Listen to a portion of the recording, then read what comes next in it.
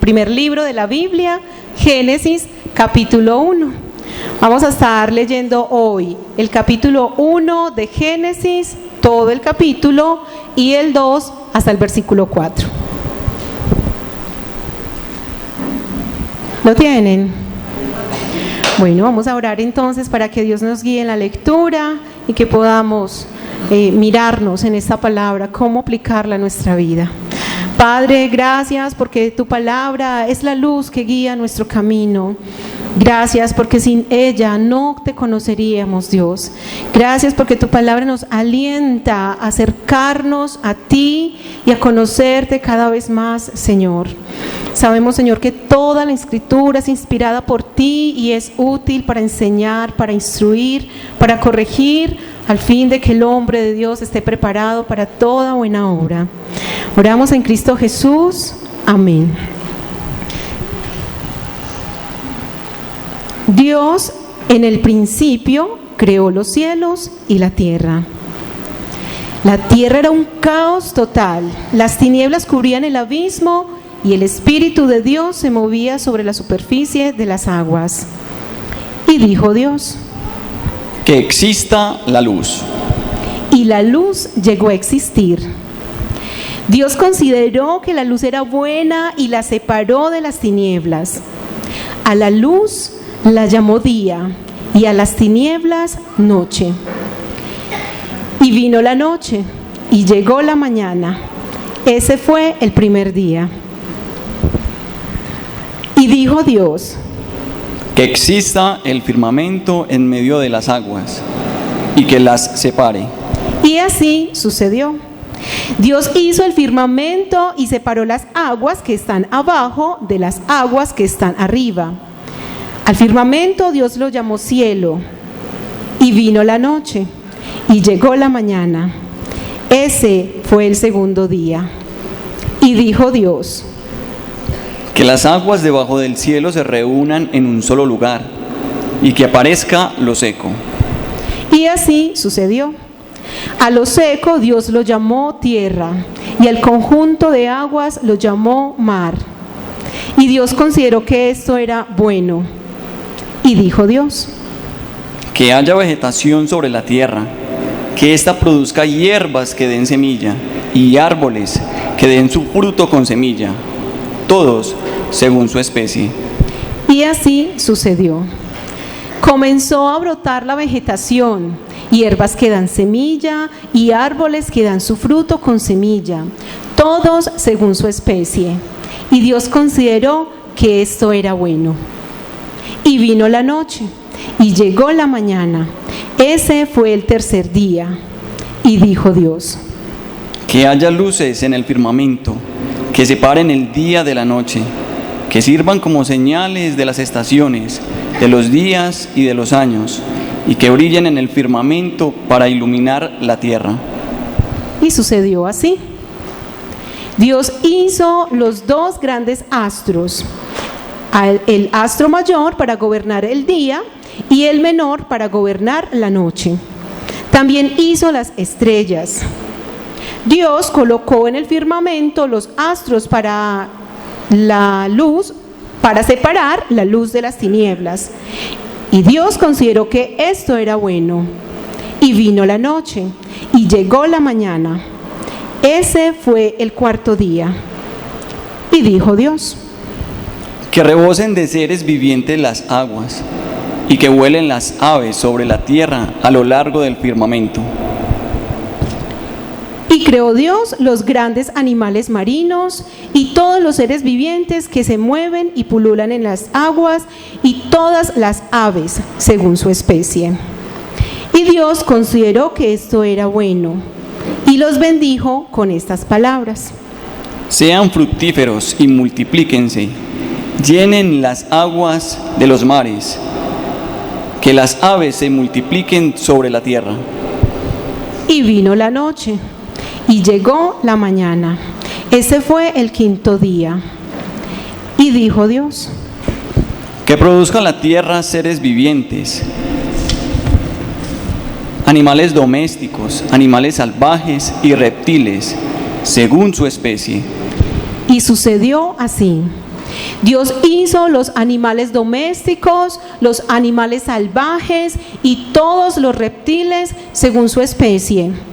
Y Dios consideró que esto era bueno y dijo: hagamos al ser humano a nuestra imagen y semejanza, que tenga dominio sobre los peces del mar y sobre las aves del cielo, sobre los animales domésticos, sobre los animales salvajes y sobre todos los reptiles que se arrastran por el suelo.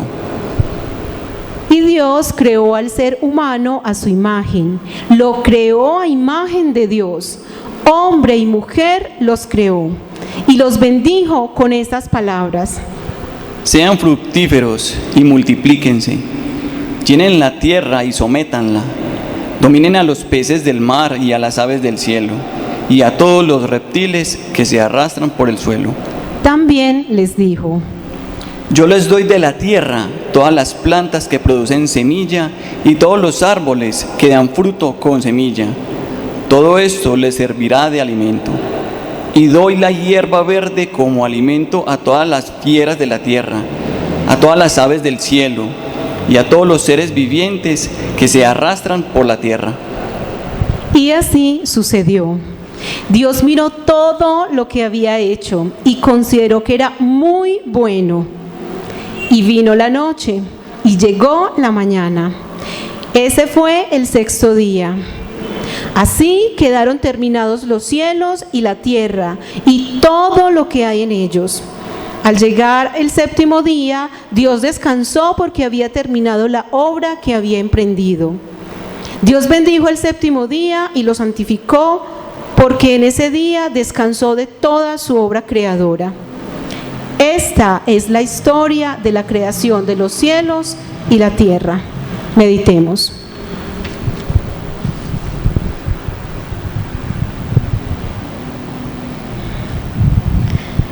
De acuerdo al pasaje bíblico que acabamos de escuchar y leer, responde esa palabra en lo más profundo de tu corazón.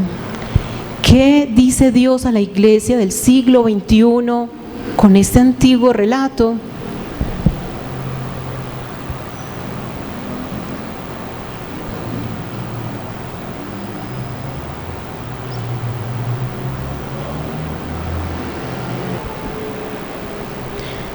Señor, gracias porque esta palabra nos recuerda lo diligente que eres, lo perfecto que eres para hacer todas las cosas.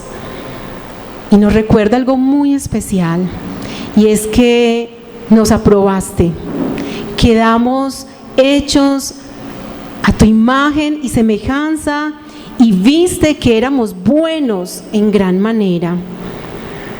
Gracias porque a través de la cruz de Jesús, así es como hoy nos ves.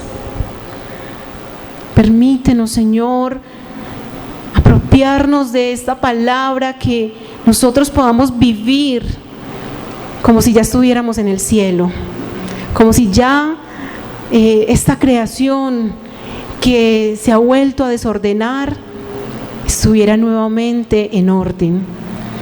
Gracias, Señor, porque en el principio siempre es una nueva oportunidad para un comienzo.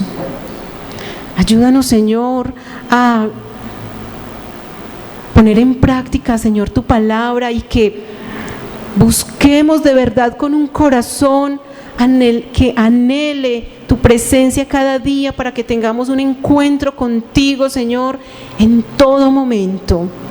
Que a pesar de las dificultades y de lo que sea que vivamos, nuestra prioridad sea encontrarnos contigo y tener una buena relación con nuestro prójimo, porque como acabamos de leer, nuestro prójimo está hecho a tu imagen y semejanza, y como tal lo debemos tratar. Oro, Señor, por el pastor Edison, quien es la persona encargada de la exposición bíblica.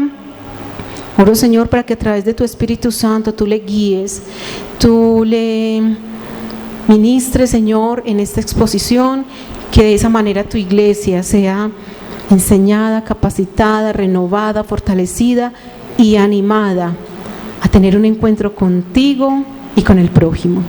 En Cristo Jesús. Amén. Los dejo entonces con el pastor Edison, quien es la persona encargada de la exposición bíblica esta mañana, titulada Primigenio, un encuentro con el Creador.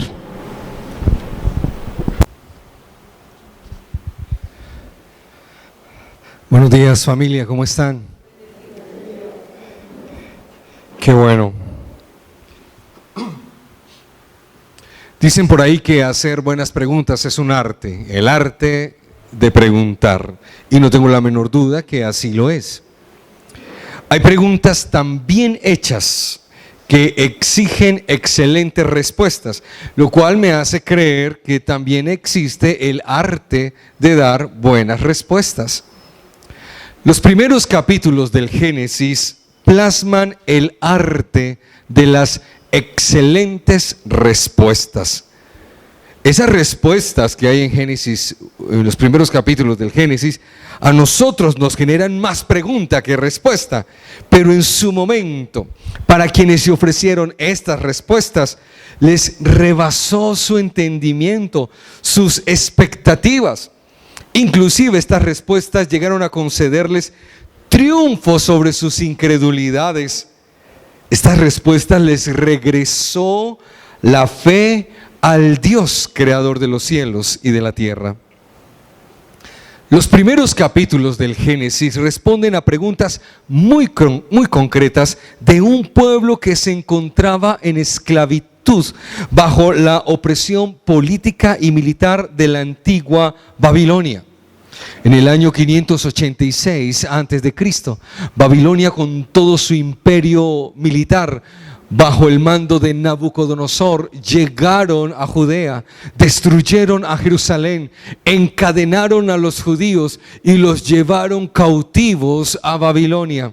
La ciudad, Babilonia, estaba amurallada, tenía una puerta inmensa y majestuosa, y cuando los guardas de la ciudad vieron que venía el rey Nabucodonosor con el botín, abrieron las puertas, sonaron trompetas con sonidos de victoria. La gente salió de sus casas a recibir a su rey. Era una calle recta que daba al fondo con el palacio de Nabucodonosor y con el templo del dios más importante de Babilonia, el dios Marduk. Entraba el rey en su corcel con su botín, con su victoria, con su majestuosidad, y las gentes comenzaban a gritar: alabado sea Nabucodonosor, viva el rey para siempre. Viva el rey para siempre, alabado sea Marduk nuestro Dios, que nos ha dado la victoria sobre nuestros enemigos. Marduk nos ha dado victoria sobre los judíos. Marduk es más poderoso que el Dios de los judíos. Marduk es más poderoso que Jehová. Y aplaudían y gritaban su triunfo. Y aquí estaban los judíos esclavizados, maltratados, esposados, diciendo: lo que están cantando es verdad. Nuestro Dios está derrotado, nuestro pueblo está derrotado, nuestro templo está destruido, nuestra ciudad santa, Jerusalén, está acabada. Bajo esas condiciones de esclavitud en Babilonia, emergieron desde la derrota, desde el sufrimiento, desde la desilusión, desde el padecimiento de las consecuencias a las que los llevó su pecado, desde ese desencanto de la fe. Y allá, tal vez en el ocaso de esa esclavitud, se escribieron los relatos del Génesis para personas que perdían la fe, la esperanza, el sentido de la vida. Durante mucho tiempo, una cantidad significativa de lectores del Génesis han asumido sus narrativas de manera literal, considerando que cada palabra aconteció así, tal cual como está escrita, sin darle a la narrativa la oportunidad de expresarse en su riqueza literaria. Es decir, una lectura que pasa por encima de la metáfora, que ignora la prosa, que desatiende su simbología. Una lectura que no tiene en cuenta los elementos mitológicos y demás recursos propios de la comunicación escrita.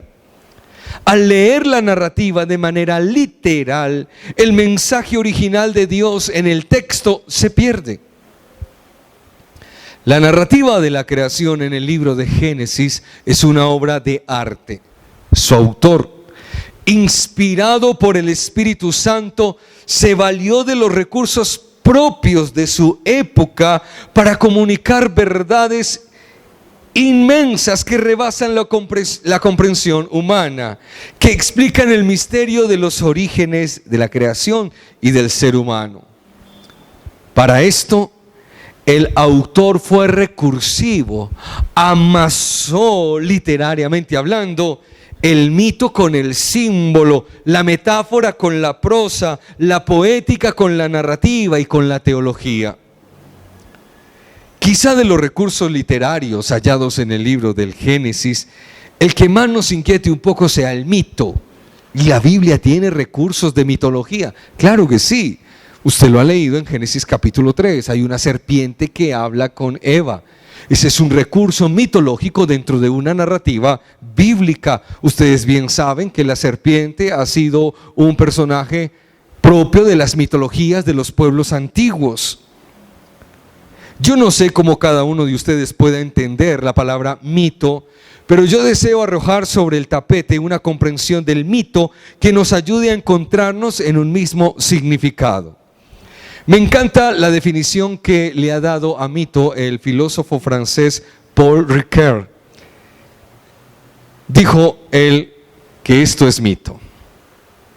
El mito no es una falsa explicación por medio de imágenes y de fábulas, no es eso, sino un relato tradicional referido a acontecimientos ocurridos en el origen de los tiempos y destinado a fundar la acción ritual de los hombres de hoy y de modo general a instaurar todas las formas de acción y de pensamiento mediante las cuales el hombre se comprende a sí mismo dentro de su mundo. No es fábulas, imágenes falsas, es un relato que hace referencia a los orígenes de nuestra historia y en esa referencia se comprende, se contempla, se desarrolla y se construye como ser humano. Que el texto bíblico use los recursos propios de la literatura de su tiempo no significa que el texto bíblico mienta, significa que el texto bíblico es creativo, es recursivo, es asombroso, ingenioso para comunicar la verdad de Dios. Por ejemplo, elementos del mito en Génesis capítulo 1, el abismo, la oscuridad, las aguas. Las tinieblas en Génesis 1 expresa aquello que es siniestro. En este contexto, en el relato de la creación, no se refiere las tinieblas a un fenómeno de la naturaleza, oscureció, no, sino que simboliza lo malo, lo que pone en peligro la vida. En definitiva, todo lo opuesto a Dios y a lo que Dios representa. Igualmente, las aguas primigenias tienen un significado caótico. Un erudito en el asunto, W.H. Smith, logró reconstruir la idea de la siguiente manera: lo que había antes del mundo era el caos acuático. Lo acabamos de leer en Génesis 1. Y la tierra estaba desordenada, caótica, vacía, y el Espíritu del Señor aleteaba sobre las aguas del caos, del vacío, de la oscuridad. Elohim, el Dios de Israel, lucha contra ese caos, y el caos está encarnado en una entidad mítica que, según diversos pueblos y mitos, le atribuyen el nombre ya sea de Tiamat, la diosa dragón de la mitología babilónica, que se enfrentó a pelear con el dios Marduk y le ganó Marduk partiendo a Tiamat en dos. Con una mitad de Tiamat creó los cielos y con la otra mitad de Tiamat Marduk creó la tierra. Otros dicen que ese caos es el Leviatán. El Leviatán en la mitología es un inmenso monstruo, algo así como una serpiente en los en la profundidad de los océanos, o Tehom, lo que Génesis capítulo 1 llama el caos oceánico. El caos encarnado en una entidad mítica. El Dios de Israel lucha contra ese caos, lo vence, quedando así en disposición de comenzar a hacer, es decir, a ordenar lo desordenado, a llenar lo vacío, a dar luz sobre las oscuridades. La idea de las aguas como una potencia perturbadora, como asunto caótico, en el Génesis se repite en el diluvio. Las aguas trajeron caos otra vez sobre la creación de Dios.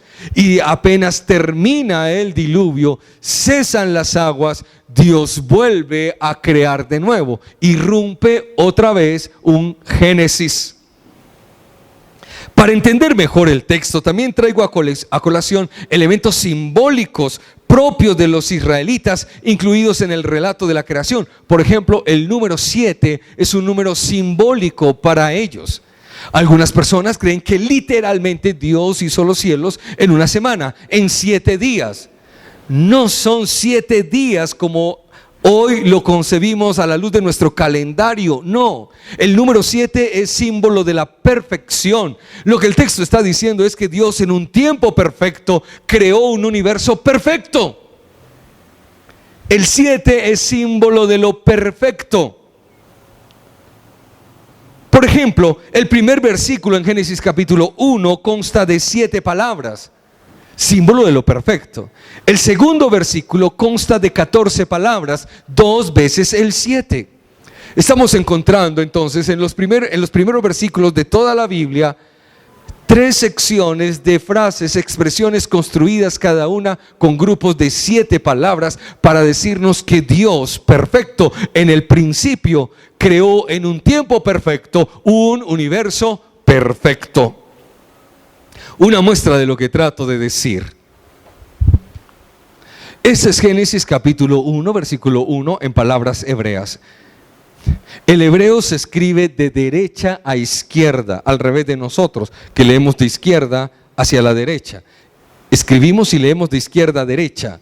Los hebreos escriben y leen de derecha a izquierda. Y les voy a mostrar entonces las 7 palabras del primer versículo. Esta es la primera palabra, Bereshit. Esta es la segunda palabra, Barak. Esta es la tercera palabra, Elohim. Esta es la, ¿en cuántas llevo? Cuarta, ¿cierto? Cuarta palabra, Et. Los. Hashamayim, cielos. Quinta palabra. Sexta palabra, Veet. Y la Haares, la tierra. De manera fluida, el texto dice, Bereshit Barak Elohim et Hashamayim veet Haares. En el principio creó Dios los cielos y la tierra.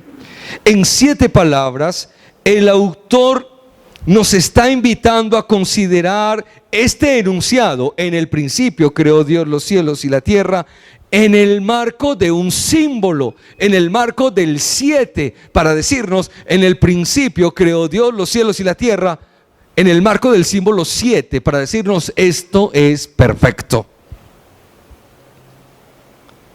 El enunciado, en el principio creó Dios los cielos y la tierra, más el símbolo, las 7 palabras, significa más de lo que nosotros simplemente imaginamos.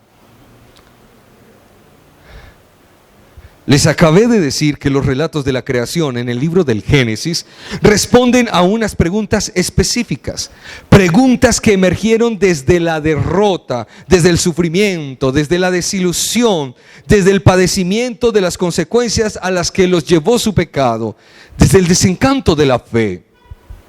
Los judíos estaban esclavizados en Babilonia. Aparentemente, el dios Marduk, dios de los babilonios, era más poderoso y triunfante que el dios Yahvé de los hebreos. En condiciones así, de desencanto, de una mala percepción de su Dios, rescataron las narrativas orales de la creación y las plasmaron por escrito. Ustedes bien saben que primero no había alfabeto, no se escribía. Los hebreos no tenían un idioma escrito, no hasta que apareció Moisés. Los relatos de la creación fueron tradición oral. Es decir, el papá se lo contaba a sus hijos y a sus nietos, y estos a sus hijos y a sus nietos, de generación en generación, verbalmente contaban las historias, la experiencia de Dios, hasta que llegó alguien que supiera escribir y cogió esos relatos orales y los plasmó por escrito. De tradición oral a tradición escrita.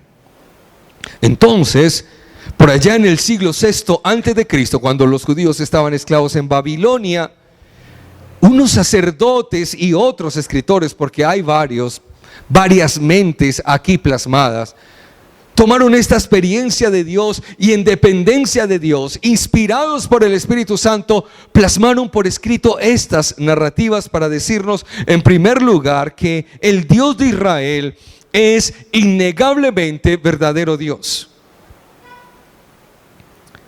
Cuando los primeros hebreos leyeron o escucharon los textos del Génesis, para ellos este no era un relato científico. Esta narrativa para ellos nunca significó una información sobre los astros, el planeta Tierra, la vida. Para ellos estos textos no les confirmaban la teoría del Big Bang o las de Charles Darwin o las de Albert Einstein. No, este no es un texto científico. Para ellos el texto de la creación es un texto teológico, es decir, les habló de Dios. ¿Quién es Él? ¿Cuán poderoso es Él? ¿Cuán poderosa es su palabra? Que todo ha sido creado por Él y para Él. Cuando un pueblo está sometido en esclavitud a otra nación, concebían esa tragedia como si también estuviesen sometidos en esclavitud al Dios de esa nación. Fue la experiencia de los hebreos en Babilonia. Asumieron, entre otras cosas, que estaban esclavizados al servicio de Babilonia y de su dios Marduk. Esta concepción los llevó a creer, tal vez a asumir con todo el corazón, que habían varios dioses, que Jehová era un Dios más. Solo que Jehová era el Dios de los hebreos, pero no el único. Ahora bien, los capítulos 40 hasta el 55 del libro de Isaías, los capítulos 40 al 55, los teólogos los llaman el segundo Isaías. Esos oráculos se pronunciaron y se escribieron en la misma época de la esclavitud judía en Babilonia, en la misma época que se escribían los relatos de la creación. Y el profeta Isaías usó el argumento de la creación para persuadir al mismo pueblo de que no hay otro Dios fuera del Dios de Israel. Mire lo que dice el capítulo 40, versículo 12. ¿Quién ha medido las aguas con la palma de su mano? Ahora, esto no puede ser tomado tampoco de manera literal. Dios no cogió el océano Atlántico este es el océano Atlántico, este es el océano Pacífico. No, Dios ni siquiera tiene manos. Eso es un antropoformismo. Le atribuimos a Dios concepciones humanas para comunicarnos mejor, pero Dios es espíritu. La Biblia lo dice, Dios es espíritu, Él no tiene cuerpo como nosotros. Es una metáfora poética para mostrar cuán grande es Dios y que los océanos, que para nosotros son... Eso es para mostrar la grandeza del Dios creador. ¿Quién ha medido las aguas con la palma de su mano y abarcado entre sus dedos la extensión de los cielos? ¿Quién metió en una medida el polvo de la tierra? Versículo 21. ¿Acaso no lo sabían ustedes? ¿No se habían enterado? ¿No se les dijo desde el principio? ¿No lo entendieron desde la fundación del mundo? Él reina sobre la bóveda de la tierra, cuyos habitantes son como langostas. Él extiende los cielos como un toldo y los despliega como una carpa para ser habitada. Ahora el versículo 25. ¿Con quién entonces me compararán ustedes? ¿Quién es igual a mí?, pregunta Dios. Dice el santo: alcen los ojos y miren a los cielos. ¿Quién ha creado todo esto? El que ordena la multitud de las estrellas una por una y llama a cada una por su nombre. Es tan grande su poder y tan poderosa su fuerza que no falta ninguna de ellas. Lo que está diciendo Isaías en este relato del capítulo 40 lleva la misma intención de lo que dijo el escritor de Génesis 1, los relatos de la creación. ¿Acaso ustedes no entienden que solo hay un Dios creador, que Él es incomparable y que esta creación es pequeñísima al lado de su inmensidad? Y que este Dios es verdadero Dios.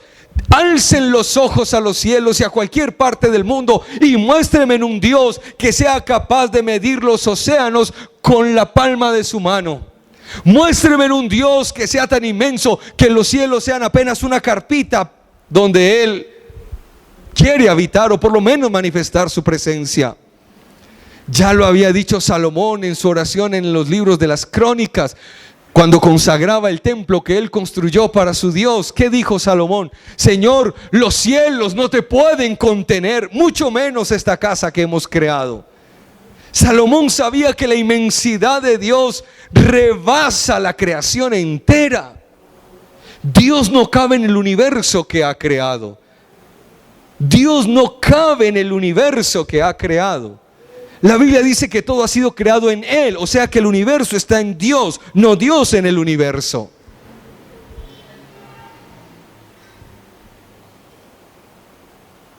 El relato de Génesis entonces cuenta la gloria, el poder, la majestad, la soberanía, la grandeza de Dios. Nadie es como Él. Él es verdaderamente Dios. Lo segundo que nos dice el relato de la creación en Génesis es que el Dios de Israel es soberanamente creador. La palabra soberano significa que Él hace lo que Él quiere, como lo quiere, cuando lo quiere. Él es soberanamente creador. En las culturas circundantes a Israel se contemplaba a la naturaleza, los astros, la luna, el sol como dioses, como si fueran hermanos de los seres humanos o divinidades que pueden ofrecer salvación al hombre. En el antiguo Egipto, por ejemplo, se creía que las estrellas eran dioses menores que estaban claveteadas en la bóveda celeste. El relato de la creación en el Génesis provee un desencantamiento de la naturaleza y la plasma como creación de Dios. Este desencantamiento de la naturaleza como divinidad es constante en las Escrituras. Algunos pasajes bíblicos. Desde antes que nacieran los montes y crearas la tierra. Lo que está diciendo es: los montes y la tierra no son dioses, son criaturas. Y el mundo, desde los tiempos antiguos y hasta los tiempos postreros, tú eres Dios. La creación no es Dios. Quien hizo la tierra, los mares y los astros, Él sí es Dios.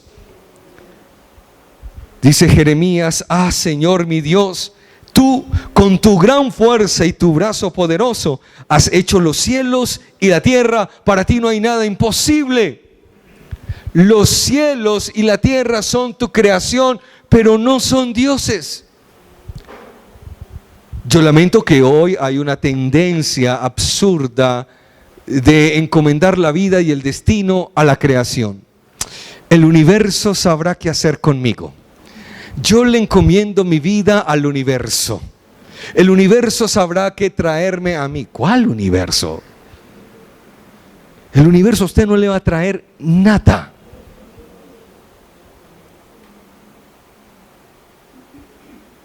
El universo no puede hacer nada con su destino. Dios sí. Desde Génesis 1 y por el resto de las Sagradas Escrituras, la creación no tiene poder, no ilumina el entendimiento humano, no protege del mal a los hombres, no influye en los destinos de nuestra historia. Para la Biblia, el universo es obra de Dios, depende de Dios, existe para la gloria de Dios. Los cielos cuentan la gloria de Dios, el firmamento anuncia la obra de sus manos. Para eso existen. Quien guía al ser humano es Dios. Quien protege al ser humano es Dios. Quien tiene en su mano los destinos de nuestra historia es Dios, el creador de los cielos y la tierra, no los cielos y la tierra. En el relato hebreo de la creación hay un verbo que la Biblia solo usa en relación con Dios, y es el verbo bara, que traduce al español crear.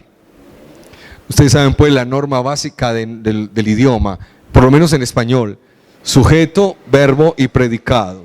El sujeto es alguien que realiza la acción es el verbo.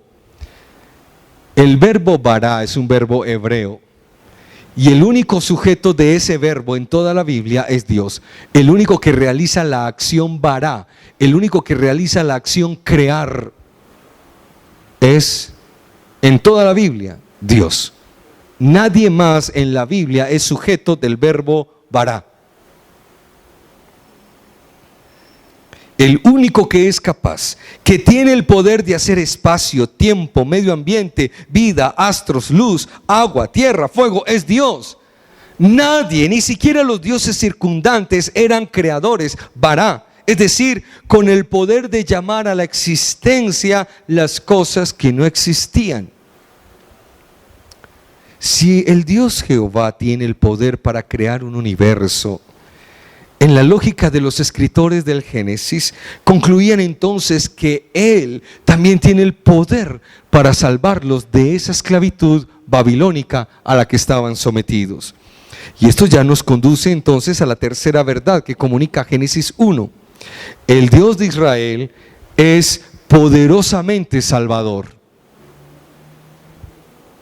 El Dios de Israel es poderosamente salvador. El libro del Génesis, en sus primeros capítulos, más que dar cuenta de los orígenes de la creación, en realidad da cuenta de cómo inicia la historia de salvación. Génesis capítulo 1, en realidad, en el fondo lo que está haciendo es mostrando cómo comienza la historia de salvación. La historia bíblica comienza con un acto de salvación. Leíamos ahorita: en el principio creó Dios los cielos y la tierra estaba caótica y vacía. Y Dios salió al encuentro de su creación para salvar los cielos y la tierra que estaban caóticos y vacíos. El relato de la Sagrada Escritura, ¿cómo termina en Apocalipsis? Salvando los cielos y la tierra. Los últimos redimidos en la historia de salvación, según Apocalipsis, ¿quiénes son? Lo mismo al final del profeta Isaías: los cielos y la tierra. Dios comienza la historia de salvación salvando los cielos y la tierra, y termina la historia de salvación en Apocalipsis salvando los cielos y la tierra. He aquí los nuevos cielos y la nueva tierra. ¿Y de qué salva al final en Apocalipsis los cielos y la tierra? De lo mismo que la salvó al principio: del caos y de las tinieblas.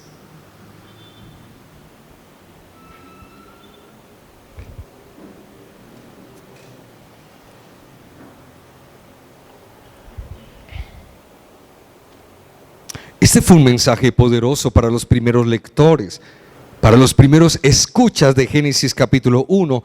Dios es nuestro Salvador. No hay enemigo, no hay Dios, no hay mal ni maligno al que Dios, el Creador, no pueda reprender, vencer, derrotar, señorear, subordinar. Dios salvó a la creación en un encuentro de 7 días. Recuerde que 7 días es símbolo de lo perfecto. En otras palabras, lo que Génesis está diciendo es que Dios salvó a su creación en un encuentro perfecto. ¿No salvará también a Israel de su esclavitud babilónica? ¡Claro que sí! Cada uno de los 7 días de la creación, Dios intervino con actos de salvación. Más que días de creación, en realidad cada uno de ellos fueron días de salvación.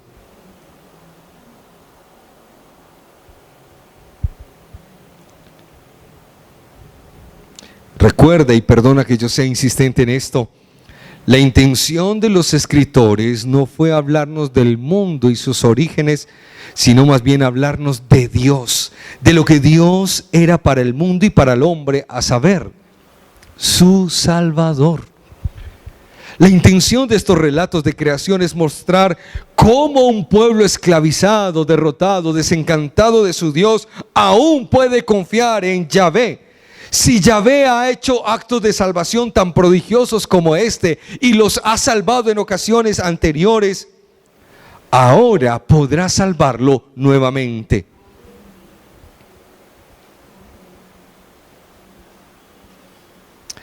Finalmente, el Dios de Israel es maravillosamente único. El Dios de Israel es maravillosamente único. Estos primeros relatos del Génesis imprimen en la fe del pueblo que Dios es único. Hay una oración muy importante en el pueblo judío que es la oración que ellos llaman el Shema. El Shema es Deuteronomio capítulo 6, versículo 4. Escucha Israel, el Señor nuestro Dios, el Señor uno es. El Shema es una oración que ellos hacen, si no me falla la memoria, como 6 veces al día. Repiten esta oración. Y en hebreo más o menos suena así: Shema Yisrael, Adonai Eloheinu, Adonai Echad. Adonai Echad. Eso significa Dios es único. No es uno, es único. Sino que cuando nosotros leemos uno en Deuteronomio 6:4, se nos viene a la mente el uno de Baldor. Y eso nos hace un daño terrible porque pensamos que es uno. Y no es uno, es uno de único.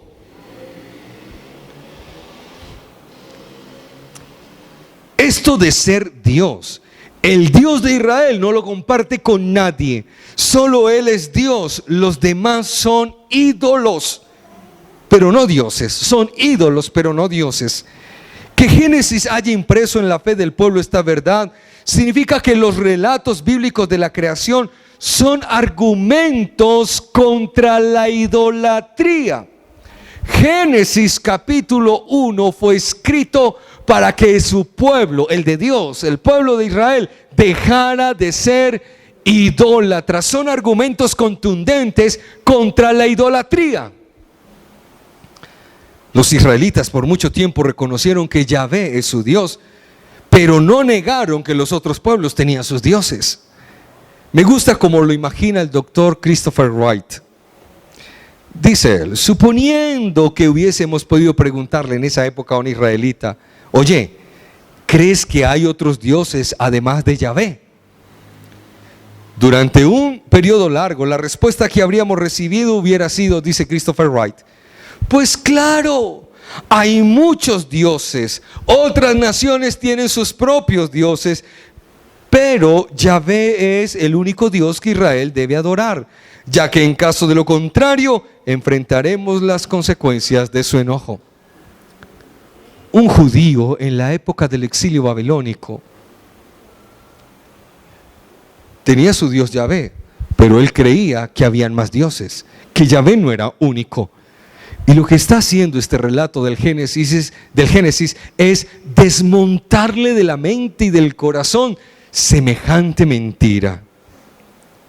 Los profetas, comenzando desde Moisés, se esforzaron por corregir este pensamiento equivocado del pueblo, al creer que Yahvé era Dios, pero no el único.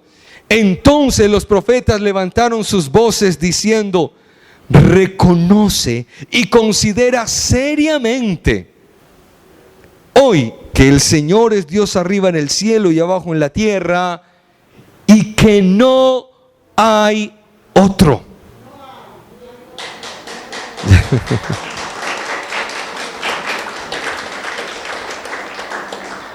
Siguió diciendo Moisés al pueblo: vean ahora que yo soy único. Vean ahora que yo soy único.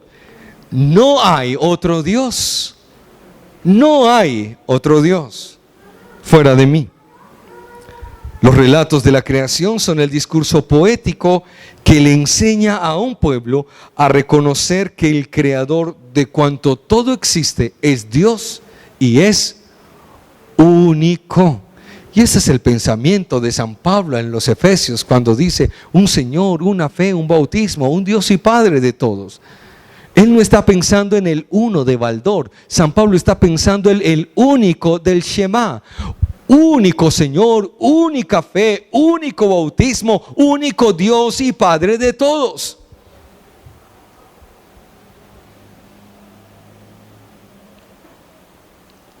Ya para concluir, los relatos bíblicos de la creación evidencian que Dios siempre ha mostrado iniciativa para tener encuentros con lo que ama, con quienes ama. Estos encuentros con Dios, propiciados por Dios, siempre han tenido el propósito divino de Él ser conocido. Dios salió al encuentro de su creación para que sus criaturas lo conozcan. Dios quiere que sepamos quién es Él. Dios quiere que conozcamos su poder. Dios quiere que conozcamos sus obras. Dios quiere que conozcamos su amor. Dios quiere que conozcamos su salvación. Dios quiere que conozcamos sus atributos.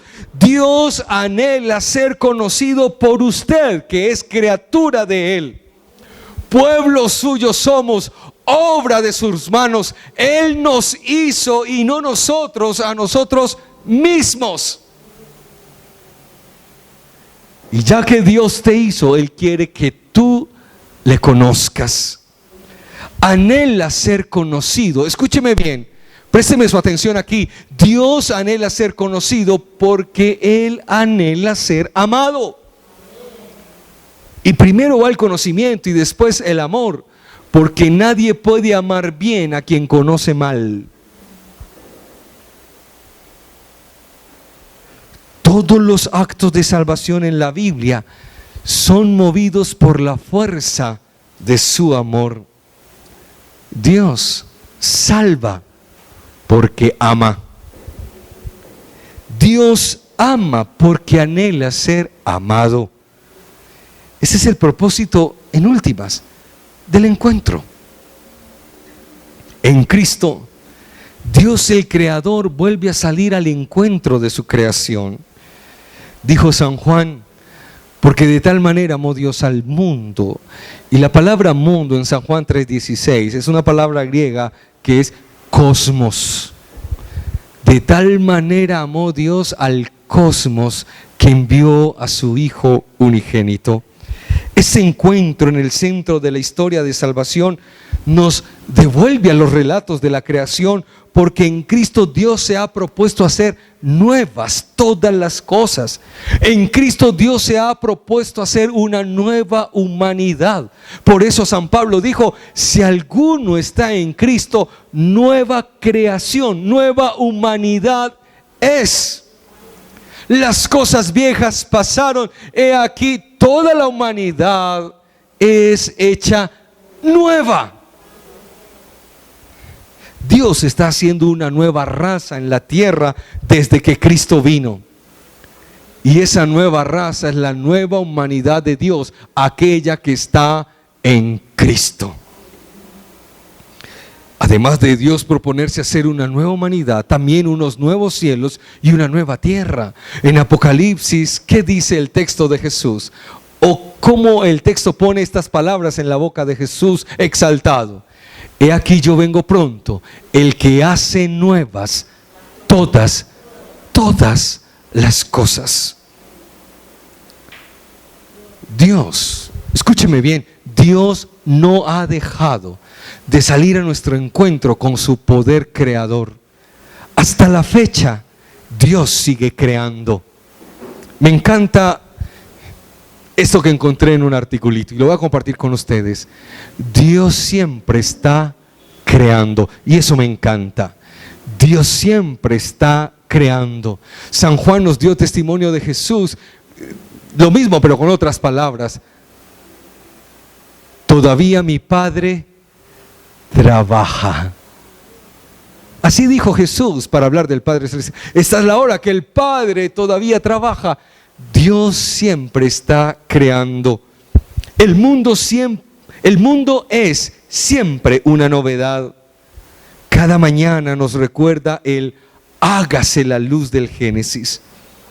En la brisa que acaricia el rostro, en el rayo que infunde pavor, en el esfuerzo del hombre, en la risa del niño, en el sacrificio de una madre, en la decisión del político, en la obra del ingeniero, en el canto de los pájaros.